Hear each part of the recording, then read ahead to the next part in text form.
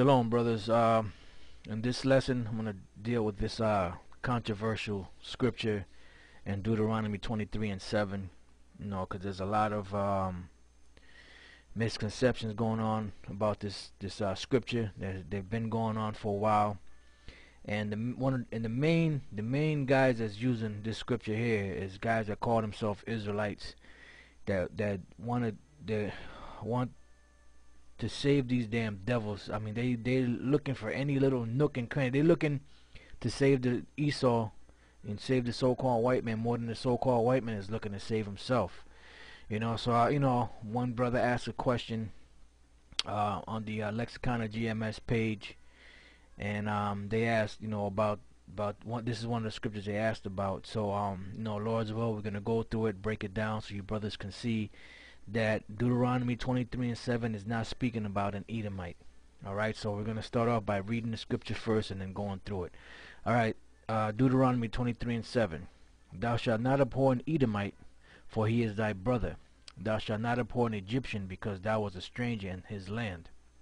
Alright, now, first and foremost, the word abhor does not mean to hate. It means to avoid. To set aside as abominable. Alright? And we'll go through explaining why this is written. But the word Edomite there, it says thou shalt not abhor Edomite, for he is thy brother. The word Edomite does not belong there, because the word Edomite was never placed there. This was placed after them so-called Masoretes took over in around the 10th century AD, after the Khazars had already been established as a nation, and as being, them so-called Jews were established as, supposedly taking over and being Israelites, which that goes into a whole nother topic. They really didn't convert to the scriptures, the Thawara, which they call Torah, and the Tanakh, or which they call Tanakh, which is the Old Testament scriptures. They didn't convert to those Old Testament scriptures, because you can't convert anyway. But what they did was they converted to what's called Judaism, which was a practice that was followed, beginning with the Pharisees, which were Israelites. As Elder Gabar always goes into that topic, and they basically took on that trend once they took over, because, they're the devil. So when it says thou shalt not abhor an Edomite, when the Masoretes took over the translations of the Bible, what they did was they inserted this in there. And that's not the word that belongs there. Alright, we got here, this is in the Blue Letter Bible, Deuteronomy 23 and 7. Alright, that's the English. Then in the Hebrew, the verse is the 23rd chapter and the 8th verse, as you can see here. And as you see, I mainly focus on this word here, because this is the word that they say is Edomite. Now you have the word Adamaya or Adamya. Alright, and I wrote it down here, Adamya or Adamaya, which equals Edomite, and I put a question mark here. Alright, so we're going to find out in this lesson that word Edomite is not even here in this chapter. Now the word for Edom, or the word Edom in the Hebrew, is not Adamya or Adamaya. Alright, the word for Edom, as you see here, is Adawamya. This is the word for Edom right here, Adawamya, Edomite. Adawamya. Adawamya is Edomite. Now the word Adawam, without the ya at the end, means Edom. So that's the word that should have been there if there was going to be a word for Edom there. Should have been Adawam. Alright? Now let's move on from there. Now this right here is from the Strong's Concordance number 130. Alright? And this is the word that's there, as we read already, Adamya or Adamaya, however you want to pronounce it. But it's more than likely is Adamya, because of the fact that the word that really belongs there is Aramya. Alright, so we're going to get to that, which means Syrian. Alright, so now you see here, right, when you read on down here to the outline of biblical usage, it says here Edomite. But then as you read down here, the authorized version of the KJV translation count, here you see Edomite, and then you see Syria. Why? Because there's certain times where the the Syrian language, the word for Edom and the word for Assyrian, for Syrian, were mixed up. You know, sometimes they did it. They did it on purpose. Most of the time, they did it on purpose, especially in scriptures like Deuteronomy, the 23rd chapter, and the 7th verse. But sometimes the da and the ra, which I did a lesson on that, the da and the ra they look similar. That's why it could have been a possibility in certain parts of the Bible that could have been confused, and put there mistakenly. That is a possibility. But I know definitely in the book of Deuteronomy, the 23rd chapter, and the 7th verse, they did that maliciously and intentionally. Because what them so-called Jews have been trying to do, their whole existence basically is to try to get the birthright back. So what they did was they put that scripture in there into the the Edomite, thou shalt not abhor Edomite, because they know that they're Edomites. So they're trying to make it seem like they're getting some type of mercy, in the scriptures, when all throughout the scriptures, when you read every scripture about Esau or Edom, it was always something negative or wicked that they did, or some future judgment that the Most High was going to bring upon them. There's nowhere in the scriptures where it ever spoke about anything about Esau or the Edomites receiving any form of mercy. But then all of a sudden, Deuteronomy 23 and 7, it's gonna. That's just an exception. Nah, even in the Compact Bible Dictionary, when you look up under the word Edom, which I'll read real quick, this is the under Edom, right? The last paragraph, it says this. It says Edom figures prominently in the prophetic scriptures as the scene of great future judgments. See notably Isaiah 34 verse 5 and 6 and Isaiah 63 and 1. She is the only neighbor of the Israelites who was not given any promise of mercy from the Most High. Alright? So all throughout the scriptures you read about Esau's judgments, the wickedness of Esau being the wicked, but then all of a sudden here, in Deuteronomy 23 and 7, it shows mercy to the Edomites. Come on, man, that don't make no damn sense. And then there's a reason for it. So they changed that. And they changed a few words in there, because some of the stuff they didn't have to change. They pretty much kept it, basic, and kept it, true to the letter. But a lot of things that were very key and very important, they changed. Like this Edomite thing was one of the main ones. Alright, so it says here Edomite, Syria. Alright, now, as you read through here, it gives you, the history on Esau and certain, points, about Edom and their land and where they lived. And then when you read down here, you see the word here, Arawum-yum. Alright, Arawum-yum. Then it says here, 2 Kings 16 and 6, an incorrect reading for Adawum-yum. Alright, so this is Arawum-yum, right, which is Aramaean or Syrian. 2 Kings 16 and 6, an incorrect reading for Adawum-yum. Alright, which stands in Quarayah, which is the reading, and I'll show you what they mean by that. And then you read through here, and it gives you different instances where the word Edomite comes up, and where the number 130 is applied to that particular word or that particular name. Alright, now most of these here, I did a show on Doeg. Now here it says that Doeg was an Edomite, but then when you go through it, I did a show on it. Doeg was really Syrian. He wasn't an Edomite, he was Syrian. But here it has Edomite in the English translation. They did that on purpose to try to throw people off. Because if you're trying to wake up, or if you're waking up, they got to put stumbling blocks, because the Lord said that his word was going to be a stumbling block.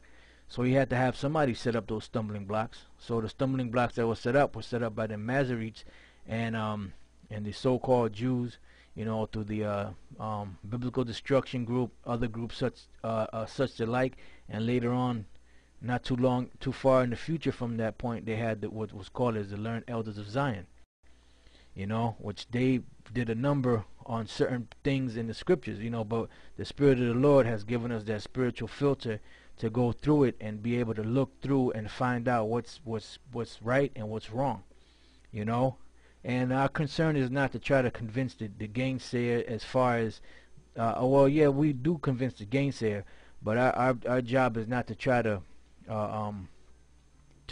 break this down to people that don't, not to receive it. You know, I mean, if there's a gainsayer, yeah, you know, you work with them, you know, but we're at the point now where we're past that right now. You know, we're at the end. The Lord is looking for his elect, and if you can't see it, then it ain't for you. Then just keep moving. You know, don't waste your time, because you're just gonna waste your time. You know, and me for one, and I know other brothers feel the same way. I'm not really gonna keep going back and forth with somebody, you know, for a period of, you know, 2-3 hours, you know, or a couple of days or whatever, or a week, you know, back and forth with a guy, you know, try to make him get it or understand it. I'm not gonna do that anymore, because the Lord said that the time is gonna come where there's gonna be a famine of the word, and that time is very, very near. You know, so those of you that understand and see and can really understand this truth and can really get with it and can really appreciate it and learn it, then feel blessed, brothers. You know, because you got other guys out there that are not gonna get this, no matter how hard they try, and other guys are just gonna be straight up demons. You know, but like I said, if you read through here, you see the word Edomite, which is also applied to number 130. Now, one thing I like to mention always is that when you go through these numbers here, these are called strong numbers, you know, which were applied to the Hebrew and to the Greek. All right, these are numbers that Esau put on here. You know, these numbers then were in the Torah in the beginning. These are numbers that they put to it, and even when you read about the when you read about the Strong's Concordance, they even tell you that this is not a breakdown of the scriptures. It's just a reference to let you know where certain words are in there that you're looking for. Like, for example, if you're looking for God so loved the world, you will look certain key words up and you will find it in the scriptures. If you're looking for a scripture in the Old Testament, you will type in the key word, and then they will give you a number or a reference to where you can find that every place in the scripture. And that's all the Strong's Concordance was for. And then you got these clowns out here that try to use the Strong's Concordance as the end all be all of the breakdown of the scriptures. It's not a breakdown of the scriptures, it's just breakdown of certain words. Alright, so now as we move on through here, this, like I told you, brothers, those of you that can afford it, I know times are hard. Times are hard. You know, but if you can afford the book form, it's good to have the book form. It's also good to have it online, the Blue Letter Bible. This is the Strong's Concordance in the book form, right? And then this is the numbers that they gave it, and this is the number 130, which when you read in the Blue Letter Bible for "Thou shalt not abhor an Edomite," this is the number that they gave it. All right, you see here Adamya or Adamaya. Then it says here, or fully. It's blurred out, but you can see here Adawumya. Alright, Adawumya, which that's the proper word. That should have been there if that was a word that was there. Alright. Edomi, as they pronounce it. It says from 123, an Edomite, or descended from or inhabitant of Edom. Edomite. Then it says C726. So remember, this is the number that they applied to "Thou shalt not abhor an Edomite." But then as you read through here, it says that C726. Now, why would they say that? Well, let's find out. 726. Arawumya. Arawumya. Alright? Now, you notice if you look at this and you look at the word Edomite, they look similar. You know, Arawumya, Adawumya. See, they look similar. The only thing that separates it is a Ra and a Da. So they were very clever in what they did. And when you read through here, it says a clerical error for 130, which we just read, an Edomite. So this is a clerical error. Alright, it says as in the margin, Syrian. So there's certain places where you see the word Syrian in the English and the word Edomite should be there. And there's certain places in the English that you see the word Edomite and the word Syrian should be there. That's all that means. So it says a clerical error for number 130, an Edomite. As in the margin, Syrian. So basically, there's certain places where it should be Syrian, and there's certain places where it should be Edomite. And in the case of Deuteronomy 23:7, the word that should be there is "Thou shalt not abhor a Syrian." All right. Now let's move on. This is 2 Kings 16 and 6, and I'm going to give you an example of that. It says, at that time Rezin, king of Syria, recovered Elath to Syria, and drave the Jews from Elath. And the Syrians came to Elath, and dwelt there unto this day. Now you notice I have Syrians here underlined. Why? Because this is the word that we're going to be dealing with. Alright, so now let's go to the next frame. And this is the book of 2 Kings 16 and 6. And I highlighted here Rum Yum, which is and Syrians, right? Now if you notice all these other letters in the Hebrew here, they're all black. But then when you come here, it's highlighted in blue. Then when you go to the Blue Letter Bible and you actually click on it, you'll have a drop down menu. Because right here it says Rum Yum and Syrians. But when you click on it in the Blue Letter Bible, it has a drop down menu. And this is the drop down menu. And I highlighted Rum Yum, right? Because that was a word that is supposed to be there, Syrian, right? But then when you read it, it says Quara reading, which Quara means reading, or really it should be Quawara, which is reading. Quara is read, all right? Below is the Quara reading or read for Rum Yum. So in other words, it's letting you know that in that place where this word is at, Rum Yum, this is the word that should be there, Wam Yum. So it says the Quora readings are corrections made to the Hebrew text around the 10th century AD by the Masoretes because of their reverence for biblical texts. So you know they try to put this thing here like they're so noble. You know, they were so noble that they just had to make these corrections. You know, so that because they just wanted to keep true to the text. But that's how the devil does. You know, in this case they were correct. They were right on point with it. I got no qualms about that. But in other parts of the scriptures, they went totally off and they did it on purpose, you know. So now what I want to do is I'm going to go back here to 2 Kings 16 and 6. So as she said, at that same time, Rezin, king of Syria, recovered Elath to Syria, and drave the Jews from Elath, and the Syrians came to Elath, and dwelt there unto this day. So really it should read, and the Edomites came to Elath and dwelt there unto this day. Because if you know anything about this region of land here, that's on the Gulf, on the northern part of the Gulf of Aqaba. You had a place called Elath, and then you had a place called Ezion Geber, which was being fought between Judah and Edom. You know, they were fighting over that land. So Judah had it at this time when the Syrians came in there, and they took it from Judah, as you see here, Jews, and they gave it to the Edomites. So that's the word that should be there. So why do they have the word Syrian here? Because the translation should have been Edomite, but they have the word Syrian. Because sometimes they did it on purpose, and sometimes they made mistakes. You know, because the word for Syrian and the word for Edomite are similar looking in the Hebrew. All right, now let's move on. Right, and now this is the Septuagint, right? Now, Elder Tahar did a show on the Septuagint, you know, and basically they go off on here a lot, you know, and they do it on purpose, too. But there were certain things in here, certain translations that they made in the Septuagint that were okay, because they didn't have to lie about it. But the points that they had to lie, like the virgin birth thing, you know, and stuff like that, they lied about it, all right? Now here, as you read through here, you see it's talking about the Syrians right here. Surias, which is Syrian. Suria, Syrian, right? And as you read through here, you have what? I'm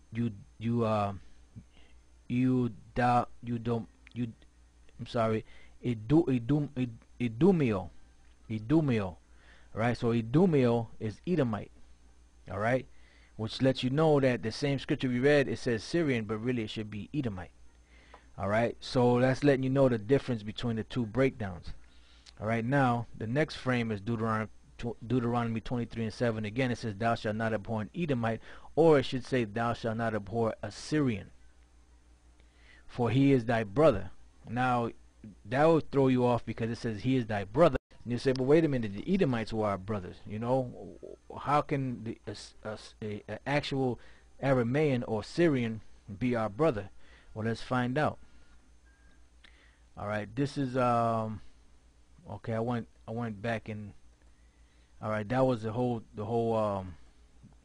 thing that I had there. All right, now let's go here to the scriptures and let's go to the book of Deuteronomy 26, just to find out what the deal was with, because the burden of proof is what, to find out that why did it call the Syrian our brother.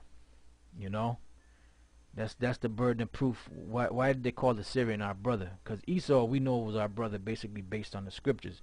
So now how do we know that what you're saying is not, you're not just making it up, that the scriptures say that Esau is Jacob's brother.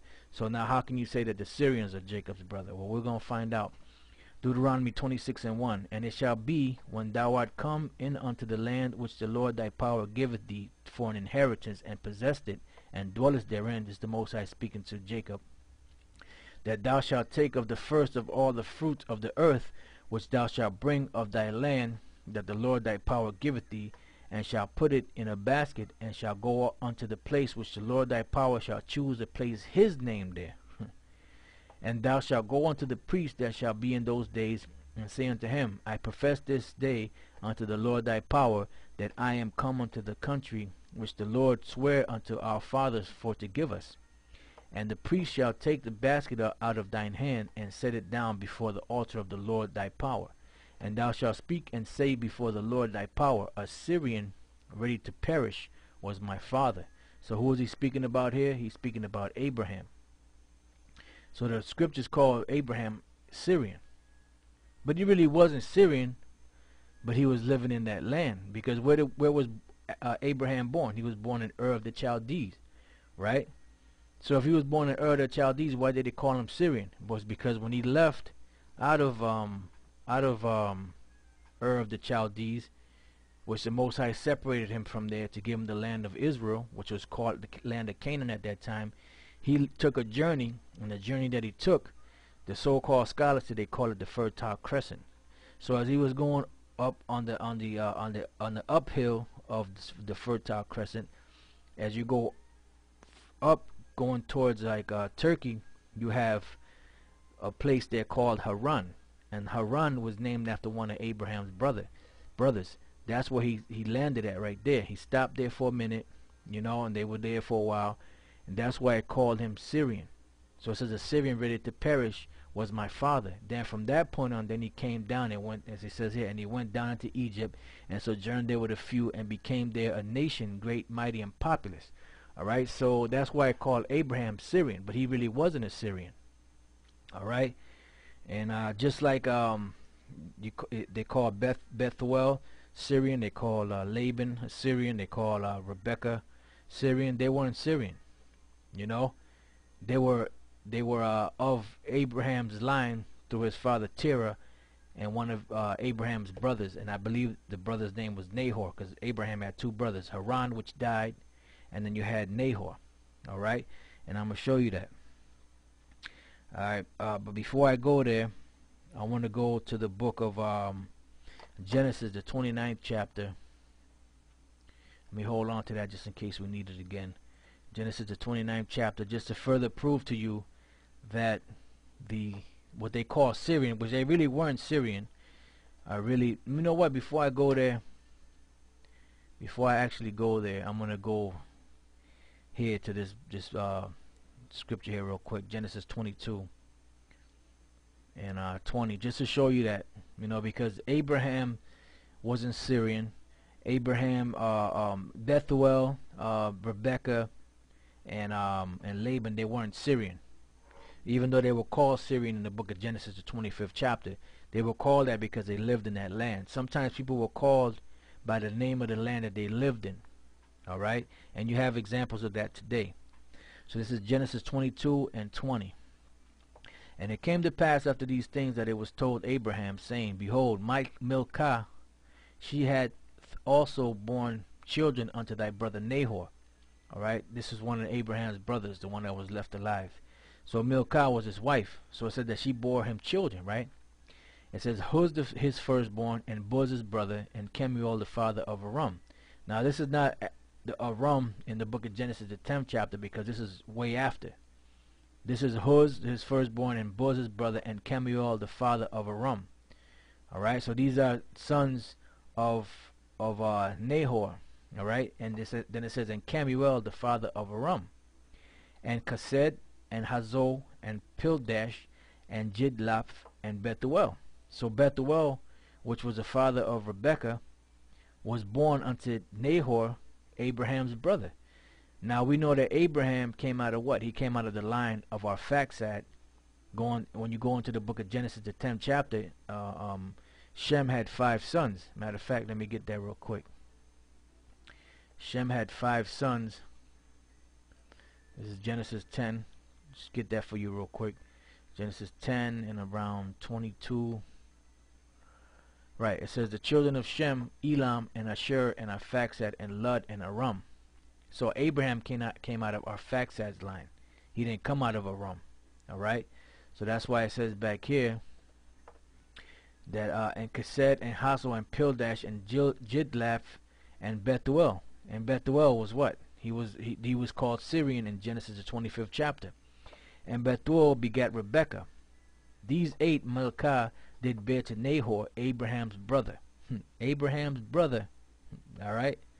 And his concubine, whose name was Reumah, she bare also Tebah, and Gaham, and Tahash, and Maacah. So you see, Nahor was Abraham's brother. Bethuel was Abraham's son. Rebekah was Bethuel's daughter. So that's why it said, thou shalt not abhor Syrian, because he is thy brother. That's why when you read here in Genesis 29, and you go down to the, just bear with me 1 second here. I don't have this written down, so I gotta find the exact verse. Alright, let me start here. It says, Genesis 29 and 10. And it came to pass when Jacob saw Rachel, the daughter of Laban, his mother's brother, and the sheep of Laban, his mother's brother, that Jacob went near, and rolled a stone from the well's mouth, and watered the flock of Laban, his mother's brother. And Jacob kissed Rachel, and lifted up his voice, and wept. And Jacob told Rachel that he was her father's brother. See? And Jacob told Rachel that he was her father's brother. Alright? Now if you don't understand that Bethuel came from Nahor, and Nahor came out of Terah, which is Abraham's father, and they all came out of the line of Arphaxad, you won't really understand what this is saying. And that he was Rebekah's son. And she ran and told her father. And it came to pass, when Laban heard the tidings of Jacob his sister's brother, that he ran to meet him, and embraced him, and kissed him, and brought him to his house. And he told Laban all these things. And Laban said to him, surely thou art my bone and my flesh. And he abode with him the space of a month. And Laban said unto Jacob, because thou art my brother. See, because thou art my brother, shouldest thou therefore serve me for naught? Tell me, what shall thy wages be? So that's why when you read, let's see if I could pull it up again. When you read in Deuteronomy, the 23rd chapter, and the 7th verse, thou shalt not abhor a Syrian, for he is thy brother. Now you understand what that means. Because these so-called Syrians, like Abraham, wasn't Syrian, he just lived in that land. Laban, Bethuel, Rachel, they weren't Syrian. They just happened to be living in that land. That's why they were called by that name. But they really were of the line of Arphaxad, of the line of Terah, of the line of Nahor, Abraham's brother. So when it says thou shalt not abhor a Syrian, that's what it means, not Edomite. So these Masoretes, they were very cunning when they put that in there. And they did that on purpose to deceive those that are waking up, because they are the devil. They are the devil, and that's it. So you guys out there that's teaching this nonsense about Deuteronomy 23 and 7, this is not a scripture that you can go to and pull out and try to get people to accept Edomites or these so-called white people out here to be delivered, because they're not going to be delivered. Alright? Now that I showed you an example in the scriptures, where the word Syrian was mistranslated as the word Syrian should have been translated as Edomite. Now I'm going to show you an example of where the word Edomite should have been translated as Syrian. All right, just so you can know that it goes either way. It just doesn't apply to the word Syrian. It applies to the word Edomite also, depending on what scripture you're speaking about. All right, this is the book of 1 Samuel 21:7, and it says, "Now a certain man of the servants of Saul was there that day, detained before the Lord, and his name was Doeg an Edomite, the chiefest of the herdmen that belonged to Saul." Now you read this Doeg the Edomite, and you won't know what the hell it means, because you're looking at it and you looking at it and for face value as being an actual Edomite. But let's find out, is Doeg really an Edomite, or is he of another nation? Well, let's find out.